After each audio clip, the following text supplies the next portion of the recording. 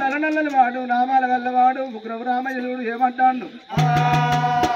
బల్లవేండు ఆటలాడిండు పాట పాడిండు తోటి పిల్లగాళ్ళు బొంగురాలు ఆటలు కూడా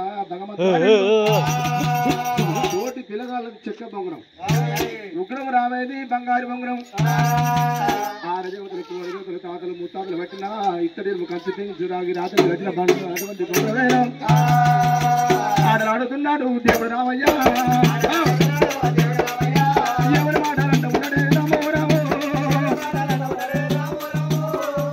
రాముడే రాముడు రామ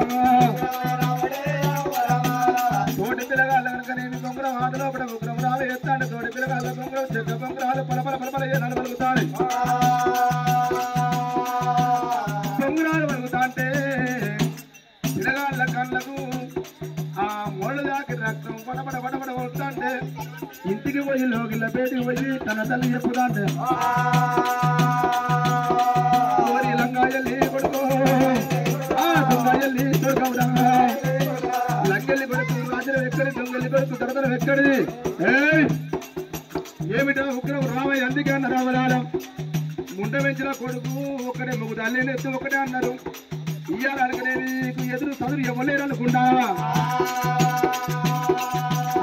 ఏమిటి రామయ్య రామయ్య ఏమిటి రామయ్య రామయ్య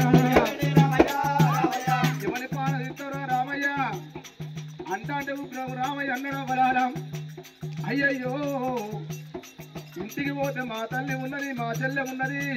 మా తమ్ముళ్ళు ఉన్నారు మా పాపు ఏనాడు దుగపడలేదు వీళ్ళన్న మాట పాటి కాదు అనుకున్నాడు ఉగ్రం రామయ్య